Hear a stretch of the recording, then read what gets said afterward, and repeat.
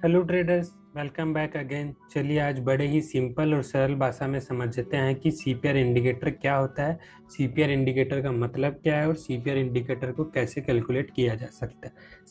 CPR का मतलब है सेंट्रल पाइवट रेंज, जो कि तीन लाइनों से मिलकर बने होता है। जो तीनों लाइनें मिलकर एक रेंज बनाती है उसी को कहते हैं हम सीपीआर। सीपीआर का मतलब के लिए हम समझते हैं कि तीनों लाइनें दिखती कैसे। तीन लाइनें होती है जो कि बनती है पिछले डे या पिछले वीक की मार्केट एक्टिविटी पे। जब भी ये तीनों लाइनें आपस में जो गैप है वो काफ़ी ज़्यादा होगा, इसका मतलब ये है कि प्रीवियस डे मार्केट काफ़ी वोलेटाइल रहा है। वोलेटाइल रहा है तो इस डे जो रेंज है वो बड़ी बनी है, तो मार्केट इस पर्टिकुलर डे को कम वोलेटाइल रह सकता है क्योंकि प्रीवियस डे मार्केट ने एक अच्छा मूव दिया था। जब भी मार्केट पिछले डे एक बहुत छोटी या बहुत टाइट रेंज में रहेगा, तब ये तीनों लाइनें बहुत पास आ जाएगी, जिसका मतलब ये है कि पिछले डे ने मार्केट ने काफी एक छोटी रेंज बनाई है। आज इस मार्केट इस डे के इस रेंज को तोड़ के काफी अच्छा एक मूव या काफी वॉलेटाइल हो सकता है। चलिए समझते हैं कि तीनों लाइनें दिखती, तीनों लाइनों का मतलब क्या है। सीपीआर की अपर लाइन को हम कहते हैं अपर पाइवट, मिडल वाली लाइन को कहते हैं सेंट्रल पाइवट और लोअर वाली लाइन को कहते हैं लोअर पाइवट। तीनों मिलकर एक रेंज का फॉर्मेशन कहते हैं जिसी को हम कहते हैं central pivot range. Central pivot range. अब समझते हैं कि सीपीआर होते कैसे हैं। सीपीआर दो तरीके का होता है। एक होता है डेवलपिंग सीपीआर। डेवलपिंग सीपीआर का मतलब ये है कि जो टाइम के साथ चेंज होता जा रहा है, मतलब कि जैसे जैसे कैंडल बनती जा रही है सीपीआर भी उसके साथ साथ फॉर्मेशन होता जा रहा है। मतलब हर टाइम के साथ सीपीआर दोबारा बनना है। तो अब जैसे जैसे कैंडल मान लो कि 15 मिनट की कैंडल है तो हर 15 मिनट पे सीपीआर दोबारा फॉर्मेशन हो रहा है। जैसे जैसे मार्केट ऊपर जा रहा है तो सीपीआर भी उसके साथ साथ एक नया फॉर्मेशन करते हुए एक रेंज बना रहा है। जब भी मार्केट मान लो 15 मिनट में नीचे आ रहा है तो सीपीआर भी उसके साथ साथ नीचे बनता हुआ जा रहा है। इसको हम कहते हैं डेवलपिंग सीपीआर। जब भी मार्केट ऐसा डेवलपिंग सीपीआर के लिए ट्रेड किया जाता है तो छोटी छोटी कैंडलों के लिए ट्रेड लिया जाता है। स्टैटिक सीपीआर वो होता है जो कि प्रीवियस डे की रेंज को एक साथ, मतलब पूरे के पूरे दिन जो लाइनें हैं सीपीआर की वो फिक्स रहेगी। पूरे के पूरे जैसे वीक की बात करें, डे हाई लो, तो उसी पे बेसिस पे बनती है और तीनों लाइनें हमेशा फिक्स रहती है पूरे वीक या पूरे डे के लिए। अब जो स्टैटिक सीपीआर है ये तीन तरीके से बन सकते हैं। मंथली रेंज के हिसाब से जो सीपीआर बनेगा, जो यानी मंथली हाई लो और क्लोज पे जो बनेगा उसको मंथली सीपीआर कहते हैं। जो वीकली रेंज को दिखाएगा उसको कहते हैं वीकली सीपीआर, और जो डेली रेंज को दिखाएगा उसको कहते हैं हम डेली सीपीआर कहते हैं। सीपीआर इन तीनों से मिलकर बन सकता है। सीपीआर के लिए आगे चलते हैं, कैंडल को समझते हैं। सीपीआर के लिए कैंडल को समझने से पहले हमें ये समझना होगा कि हाई लो क्लोज क्या होता है। ये मुझे लगता है कि सबको पता होगा। जब भी प्राइस अपने ओपन होने के ओपन जहां उससे ऊपर क्लोज हो तो हमेशा ग्रीन कैंडल बनेगी, और जब भी प्राइस ओपन उससे नीचे क्लोज हो तो ये बनेगी रेड कैंडल। तो इसके लिए हम समझते हैं कि किसी भी कैंडल का हाई होता है उससे सीपीआर निकलता है। तो हाई जो है वो मान लीजिए 1000 है, लो बनाया है मान लीजिए 647 का, तो 647 आ गया। और क्लोज कहाँ हुआ है, जैसे मान लीजिए क्लोज हुआ 900 पे, तो ये तीनों डाटा हमें सीपीआर के कैलकुलेशन में हेल्प करेंगे। ऐसे ही मान लीजिए रेड कैंडल के लिए हाई मान लिया, लो मान लिया और क्लोज मान लिया। इसी से हम कैलकुलेशन करके समझेंगे कि सीपीआर कैसे डिराइव होता है। चलिए सीपीआर को ड्राइव करते हैं। सीपीआर का फॉर्मूला समझते हैं। सीपीआर में तीन लाइनें होती हैं। मिडल वाली लाइन को पाइवट कहते हैं, ऊपर वाली लाइन को टॉप सेंट्रल पाइवट कहते हैं और लोअर वाली लाइन को बॉटम सेंट्रल कहते हैं। जो टॉप पाइवट है उसकी कैलकुलेशन के लिए समझते हैं कि हाई किसी भी डे का हाई, किसी भी डे का लो और किसी भी डे का क्लोज को हम कैलकुलेशन करके सीपीआर की मिडल रेंज का फॉर्मेशन कर सकते हैं।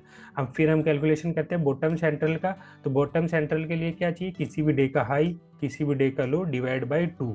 तो इससे क्या आएगा कि बॉटम सेंट्रल पाइवट आ जाएगा। और टॉप सेंट्रल पाइवट है, जो भी पाइवट मान लो तीनों को करके तीनों का मीन 3 से डिवाइड करने पे एक मीन आएगा, उसी को पाइवट कहते हैं। तो pivot minus bottom pivot plus pivot, उससे निकल के आ गया टॉप सेंट्रल पाइवट। तो हम एक एग्जांपल लेते हुए समझते हैं कि सीपीआर कैसे होता है। अब देखिए एग्जांपल से समझते हैं।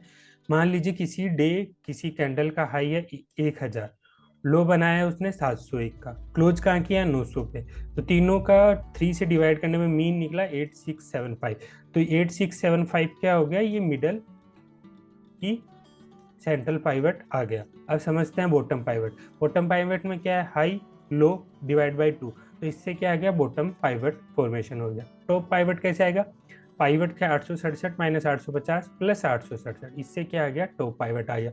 और ये फॉर्मेशन हो गया एक सीपीआर की एक रेंज का, इसके सीपीआर की एक रेंज का फॉर्मेशन हो गया। चलिए अब समझते हैं कि सीपीआर होते कितने प्रकार के। सीपीआर होते हैं दो तरीके के, एक होता है बियरिश सीपीआर और एक होता है बुलिश सीपीआर। बियरिश सीपीआर का मतलब समझते हैं। बियरिश सीपीआर मान लीजिए पाइवट बना, पाइवट कितने पे बना, 916 पे। जब भी बॉटम पाइवट पाइवट के ऊपर बने, ये बॉटम पाइवट जब भी पाइवट के ऊपर बने, इसका मतलब है कि बियरिश सीपीआर बना है। और टॉप पाइवट कहाँ आ जाएगा, नीचे आ जाएगा। तो जब भी बॉटम पाइवट सीपीआर की मिडल रेंज के ऊपर बने तो इसको कहते हैं बियरिश सीपीआर। और जब भी पाइवट नीचे बने, मतलब पाइवट के टॉप पाइवट ऊपर और बॉटम पाइवट नीचे, जो कि एक नॉर्मल सीपीआर है, तो इसको हम कहते हैं बुलिश सीपीआर। बुलिश सीपीआर को समझते हैं। तो बुलिश सीपीआर ये बन गया, मान लीजिए पाइवट 849 पे, 849 पे, तो बॉटम कहाँ आना चाहिए, इस पाइवट रेंज के नीचे। तो 849 ये रेंज हो गई, इसके नीचे बना है ये बॉटम पाइवट हो गया, और इसके ऊपर जो बना इसको कहते हैं टॉप पाइवट। 874 पे क्या बन गया, टॉप पाइवट।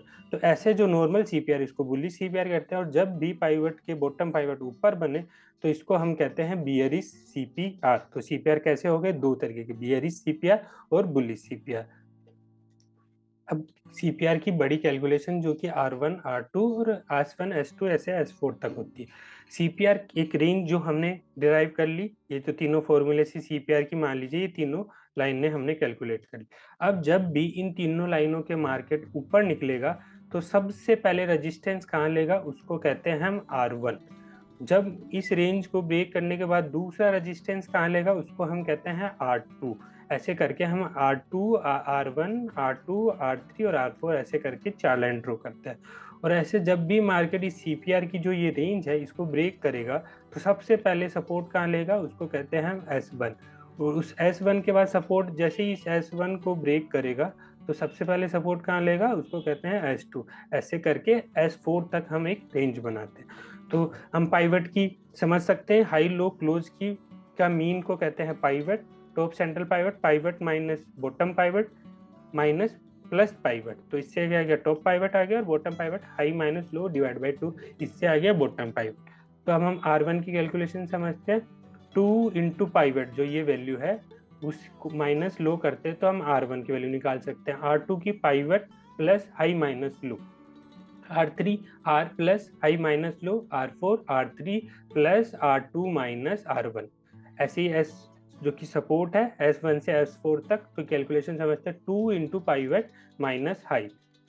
S2 की कैलकुलेशन कैसे होगी, पाइवट माइनस हाई माइनस लो। S3 की कैलकुलेशन और S4 की कैलकुलेशन ऐसे की जा सकती है। चलिए हम एक सीपीआर को पूरा की तरह ड्राइव करके देखते हैं। ये मान लीजिए एक फाइनल सीपीआर का फॉर्मेशन हो गया। ये जो रेंज निकल गई तीनों जहां मार्केट रह सकता है, और इस रेंज के ऊपर जब भी निकलेगा तब हम सब ये जो रेजिस्टेंस है ऐसे बनते हुए चले जाएंगे। ये 4 रेजिस्टेंस हो गए, ये 4 सपोर्ट हो गए। जब भी ये रेंज काफी बड़ी काफी वाइड होगी तो R1 R2 हमेशा इसके पास आ जाएंगे। इसका मतलब ये है कि आज मार्केट कम वोलेटाइल रहेगा। और जब भी सीपीआर की रेंज काफी नैरो होगी तो R1 R2 और S1 S2 काफी दूर चले जाएंगे।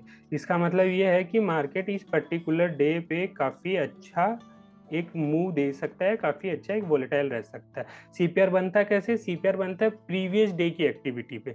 मतलब प्रीवियस डे मार्केट ने अगर ज्यादा बड़ा वोलेटाइल या ज्यादा बड़ा मूव दिया है तो टुडे सीपीआर बनेगा वो काफी वाइड बनेगा, मतलब मार्केट की वोलेटिलिटी क्या हो जाएगी, कम।